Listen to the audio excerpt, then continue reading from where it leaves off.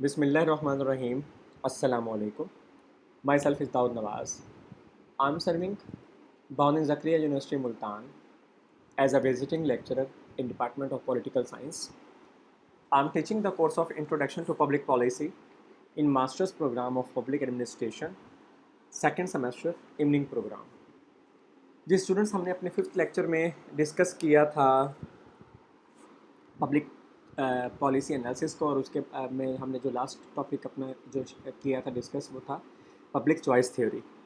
तो आज जो है पब्लिक चॉइस थ्योरी को थोड़ा सा जो है उसके हिस्टोरिकल बैकग्राउंड को और फर्दर उसको देख लेते हैं कि पब्लिक चॉइस थ्योरी जो थी that emerged in the 60s, ठीक है, and received the wider spread public attention in 1986 when the James Buchan on one of its true leading architects, okay, the other was his colleague Gordon Taluk was awarded the Nobel Prize in Economics। कि public choice theory जो थी ये 60s में जो जाके जो है ये इमर्ज हुई थी और इसने अपनी जो एक पब्लिक अटेंशन जो थी वो 1986 में रिसीव की थी जाके बहुत अरसे बाद, जब जेम्स जो था जब जेम्स जो था इसका लीडिंग आर्किटेक्ट था और उसका एक अदर कॉलीग था गॉर्डन, वो भी जो था इसमें ये दोनों जो है इन दोनों की कंट्रीब्यूशन है और जेम्स जो था उसको अवार्ड दिया गया था इकोनॉमिक नोबेल प्राइज़ का इकोनॉमिक्स में, तो उसने जो है अवार्ड रिसीव किया था। इसी के साथ साथ अगर हम देखें तो in addition to providing insight into how public decision making occur today, तो हमें क्या आता है कि जब हम देखते हैं कि पब्लिक डिसीजन मेकिंग किस तरह से जो है आजकल की जा रही है, तो अब उसमें हम लोग देखते हैं कि पब्लिक चॉइस जो है उसको एनालाइज करती है रूल्स को जो कि गाइड कर रहे होते हैं कलेक्टिव डिसीजन मेकिंग प्रोसेस को इटसेल्फ, ठीक है।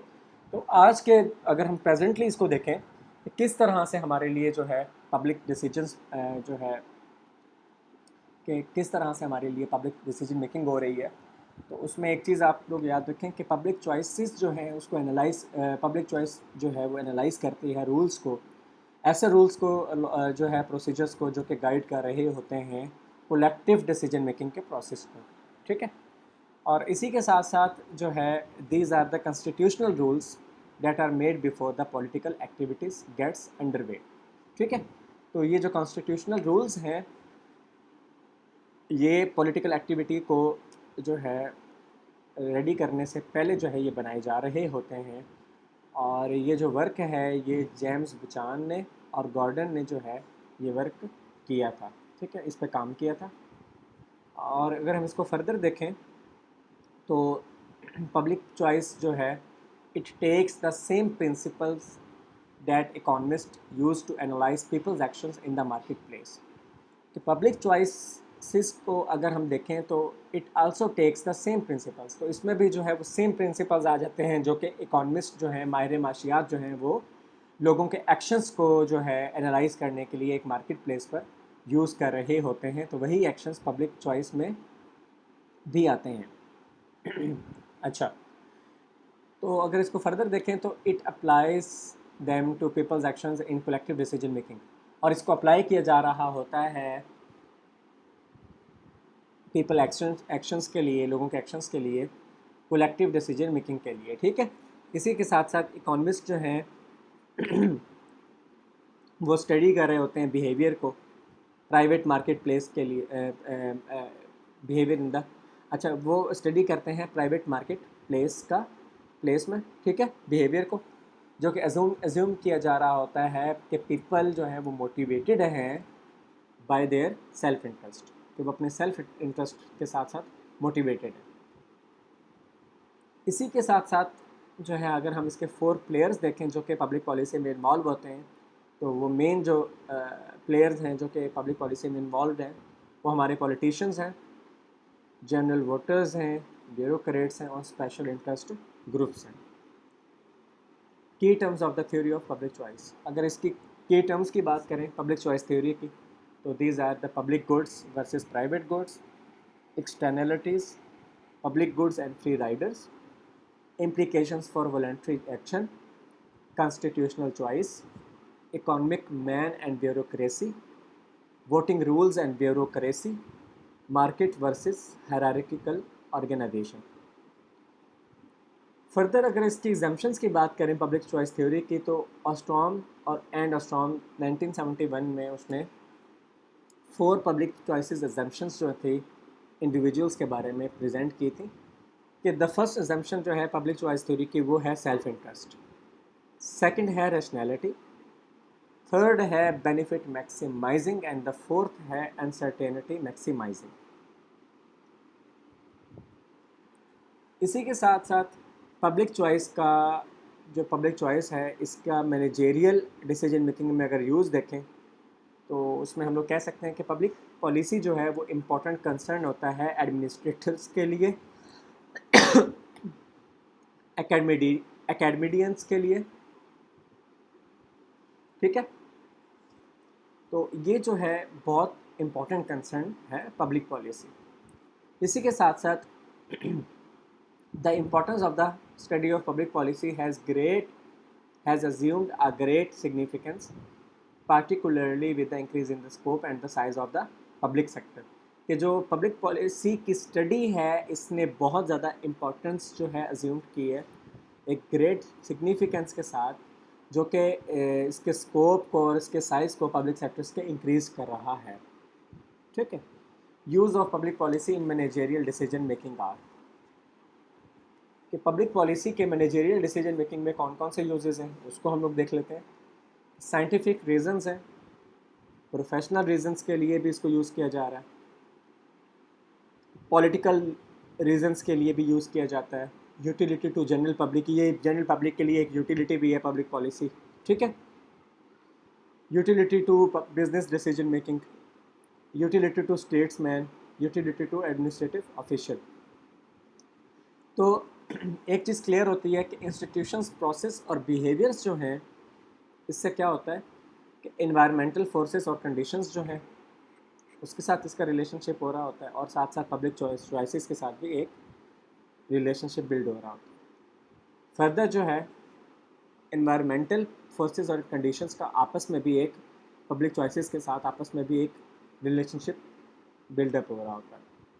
अब जो लिंकेज ए था, लिंक ए, ये जो लिंक 1 है इंस्टीट्यूशंस, प्रोसेस एंड बिहेवियर का जो लिंक है इन्वायरमेंटल फोर्सेस और कंडीशंस के साथ, वो क्या है कि the effect of environmental forces and conditions on political and government institution, process and behaviour. कि जो इन्वायरमेंटल फोर्सेस और कंडीशंस का पॉलिटिकल, गवर्नमेंट इंस्टीट्यूशंस, प्रोसेस और बिहेवियर के साथ एक लिंक है, रिलेशन है। इसी तरह लिंक बी की बात करते हैं। लिंक बी था कि institution, process and behaviour with public choices. कि लिंक बी में क्या था कि the effect of political and government institutions, के पॉलिटिकल और गवर्नमेंटल इंस्टीट्यूशंस का जो इफ़ेक्ट है वो होता है प्रोसेसेस, इंस्टीट्यूशन प्रोसेसेस का किस पे है, बिहेवियर और पब्लिक पॉलिसी पर। कि पब्लिक पॉलिसी के बिहेवियर पे एक इफ़ेक्ट है किसका, पॉलिटिकल एंड गवर्नमेंट इंस्टीट्यूशंस और प्रोसेस का। इसी तरह से लिंक सी जो है वो बात करते हैं। लिंक सी क्या था, environmental forces and conditions with public choices. तो इसमें यह है कि the effect of environmental forces and conditions on public policy, कि जो इन्वायरमेंटल फोर्सेस और कंडीशंस है उसका इफ़ेक्ट होता है पब्लिक पॉलिसी पर। इसी तरह से लिंक डी जो था वो था कि environmental forces and conditions with the public policy, ठीक है ना। इसमें क्या है कि द इफ़ेक्ट यानी कि जो फीडबैक होता है पब्लिक पॉलिसी का वो इन्वायरमेंटल फोर्सेस और कंडीशंस पर होता है। इसी तरह से जो लिंक ई है वो है कि institutions, process and behaviours with the environmental forces and conditions, के एक इफ़ेक्ट है जो एक फीडबैक है पॉलिटिकल और गवर्नमेंट इंस्टीट्यूशंस का, प्रोसेस का और बिहेवियर का, वो किस पे कैसे है, वो इन्वायरमेंटल फोर्सेस पे है और कंडीशंस पे है। लिंक एफ में क्या है कि जो फीडबैक होता है पब्लिक पॉलिसी का ऑन द पॉलिटिकल और on and governmental institution, process and behaviours, तो पब्लिक पॉलिसीज़ का जो है एक इफ़ेक्ट होता है, एक फीडबैक होता है political as well as governmental institutions, process और बिहेवियर्स पर भी। इसमें हम इसको फर्दर चार्ट में देख लेते हैं टेबल में कि अगर हम इसमें इन्वायरमेंटल, पॉलिटिकल सिस्टम और पब्लिक चॉइसेस का जो है अगर देखें, तो इन्वायरमेंट में अगर हमारे पास वेल्थ है तो ये पॉलिटिकल सिस्टम में गवर्नमेंट फॉर्म है, और ये पब्लिक पॉलिसी में क्या होगा, ये सिविल राइट्स पॉलिसीज़ होंगी हमारे पास। इसी तरह से इन्वायरमेंटल में हमारे पास अगर अर्बनाइजेशन है तो पॉलिटिकल सिस्टम में वो कॉन्स्टिट्यूशनल टाइप है, और पब्लिक पॉलिसी में वो इनकम रीडिस्ट्रीब्यूशन है। फर्दर जो है इन्वायरमेंटल अगर हमारे पास इकोनॉमिक सिस्टम है तो पॉलिटिकल सिस्टम हमारा ब्यूरोक्रेसी होगा, और पब्लिक पॉलिसी हमारे पास एजुकेशनल पॉलिसीज़ होंगी। ठीक है, इसी के साथ साथ अगर हमारे पास इन्वायरमेंटल में है एजुकेशनल पॉलिसीज़, तो पॉलिटिकल सिस्टम हमारे पास होगा पार्टी सिस्टम, और पब्लिक पॉलिसी हमारे पास आ रही है वेलफेयर पॉलिसीज़। इन्वायरमेंटल अगर हमारे पास है इनइक्वालिटीज़, तो पॉलिटिकल सिस्टम हमारे पास एक पावर स्ट्रक्चर है, और पब्लिक पॉलिसी जो है वो हेल्थ पॉलिसीज़ है। इसी के साथ साथ अगर क्लास स्ट्रक्चर का एक इन्वायरमेंट है तो पॉलिटिकल सिस्टम जो है वो पैटर्न ऑफ पार्टिसिपेशन का है, और पब्लिक पॉलिसी जो है वो फॉरेन पॉलिसीज़ हमारे पास आ रही हैं। और अगर हम इसके कल्चर पैटर्न्स की बात करें इन्वायरमेंट के, तो पॉलिटिकल सिस्टम में ये इंटरेस्ट ग्रुप सिस्टम होगा, और पब्लिक पॉलिसी में ये डिफेंस पॉलिसीज़ होंगी। इसी के साथ साथ इन्वायरमेंटल में अगर रेसल कंपोजिशन को देखें, तो पॉलिटिकल सिस्टम में लेवल ऑफ कन्फ्लिक्ट होगा, और पब्लिक पॉलिसी में टैक्स पॉलिसीज़ होंगे हमारे पास। ठीक है, फर्दर अगर हम इन्वायरमेंट में देखें तो हमारे पास रिलीजियस मेकअप हो सकता है इन्वायरमेंट का, पॉलिटिकल सिस्टम में हमारे पास करेक्टरिस्टिक्स हो सकती हैं एलिट्स की, और पब्लिक पॉलिसीज़ में हमारे पास पब्लिक स्पेंडिंग पॉलिसीज़ हो सकती हैं। तो ये इन्वायरमेंटल में हमारे पास क्या क्या हो सकता है, पॉलिटिकल सिस्टम में हमारे पास क्या कौन कौन सा सिस्टम हो सकता है, और पब्लिक पॉलिसीज़ हमारे पास कौन कौन से हो सकती हैं, इसका एक फर्दर हमने जो है इसको एक टेबल को देख लिया।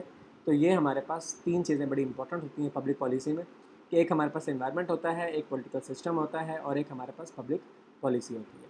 ठीक है जी, आज का हमारा लेक्चर यहाँ तक था। जज़ाकल्लाह, अपना ख्याल रखिएगा। अल्लाह हाफ़िज़।